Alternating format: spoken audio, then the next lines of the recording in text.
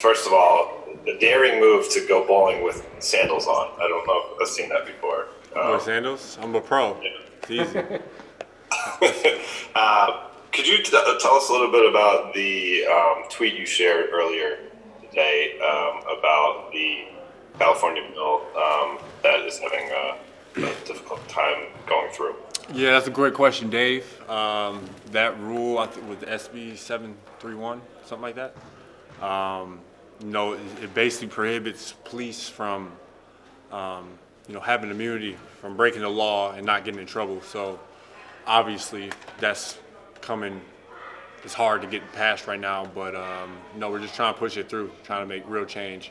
It's one thing just to continue to be an activist on commenting on racism, but we got to get these bills passed. That's the most important thing.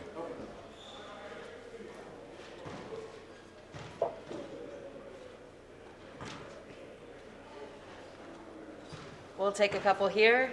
Tanya? I've been really curious about this.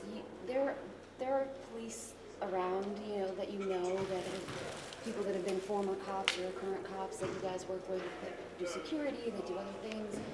Have you talked to them about some of these issues, and do you ever discuss, the issues of police brutality with those people? Yeah, obviously it's a little bit different sometimes. Police at the end of the day, just like the NBA, is a brotherhood. So, they kind of, you stand up for your own a lot. But, the talks I've had with good policemen, it's about the training aspect. That's the biggest thing. They don't really have budgets, from that standpoint to have the proper training and knowledge. You have cops that work in, let's say a cop works in Los Angeles but works in Compton but lives in Santa Clarita. He doesn't know the area, he doesn't know the people, the background. So the biggest thing is just, not just defunding police, but actually giving them proper resources and training to better themselves. For instance, Flint, Michigan. Everyone wants to talk about defunding police, but for a place like there, they actually need to hire more police. It's a city of 100,000 people, and we have like 95 cops. So one cop has to service 10,000 people. That doesn't make sense. So, yeah. Does it ever get contentious when you're talking to people who are standing up for, like you said, like they're a brotherhood, they stand up for each other? Does it ever get contentious when you have those conversations? Not necessarily that. It's not like me telling them cops are bad. What are you guys doing? It's having that honest dialogue to really figure out what they see from their perspective. Everybody wants to bash police, but you gotta look at their lens too sometimes to figure out why things are happening. So. Mark Medina.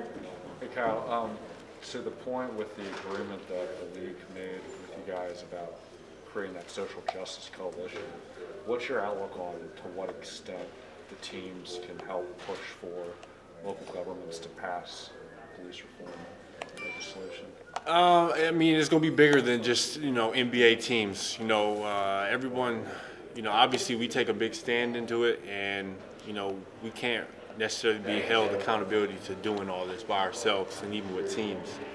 Because at the end of the day, that's not our job. But we're citizens, and we care about what's going on in our communities. But the biggest thing is, obviously local communities and people really taking a stand and understanding who they're voting for to, get the right people in office and get the right bills laid down. Kyle Good? A lot of guys talked about sort of having those couple days to refocus. I know since you've gotten here, you sort of have said that you want to keep focus on some of these issues. But when you have a couple days and you take sort of a pause from preparing for the Blazers, was there something that you tried to do reading-wise, sort of steep yourself into issues-wise in those couple days where play was on hold? Yeah, it was tough. I'm not necessarily speaking individually, but I think from a collective NBA standpoint, it was tough, having like a 3-day layoff, not knowing if we're going to play. And then during that 3-day layoff, you're not even thinking about basketball. You're thinking about how I'm going to get home. You're thinking about all this social injustice stuff, how am I going to impact the right community? And then you're playing basketball again. And that was like your last, mental thought process was playing basketball, trying to get ready and ramped up back again. It presented a challenge. So, Mike Trudell. Hey, you got me now, Kyle? yeah. All right, cool. Sorry about that. Hey, I want to ask you one hoops question. So Portland stayed big a lot with two bigs almost. It was Whiteside and Nurkic, and it seemed like they needed your perimeter D more than in some other matchups. And just wondered how you would describe your growth as a defensive player. All the ratings were really high, especially playing out of the perimeter, Kyle. Yeah, I'm just taking pride in defense and trying to help this team try to win games. Everybody makes a big deal out of me trying to be a third option, and to me, our team's not necessarily built like that. And I think that for me, my way to make that super impact is trying to be the third best player, and that's from the standpoint of trying to lock guys up, play with energy because that's my strength, and just try to give myself to the team and just try to play hard because I've noticed just trying to do that, it's really allowed me to just flourish, getting steals, getting blocks, taking the challenge, guarding CJ, Dame, then Melo, then Nurkic, just guarding everyone. So just putting my head down and really just trying to do whatever it takes to win. And it's helped me out in the defensive end because I think before I used to kind of be a little anxious on defense, worrying about if the guy scores on me. But now it's not necessarily that. I don't care. I don't care if I get scored on. I'm just going to keep coming and attacking and trying to get stops. And I think having that mentality has really helped me as a player growing this year, and especially on the defensive end. Alan Sliwa. Hey, Kuz, just want to get your thoughts on your evolution. And I'm sure this is a lot of NBA players, but it's not just about basketball anymore. It's not just about going on a basketball floor and, obviously playing for 48 minutes. What has this experience been like for you where you are taking kind of responsibility in a lot of these topics and so forth? What's that been like for you to talk about much more than just basketball? Well,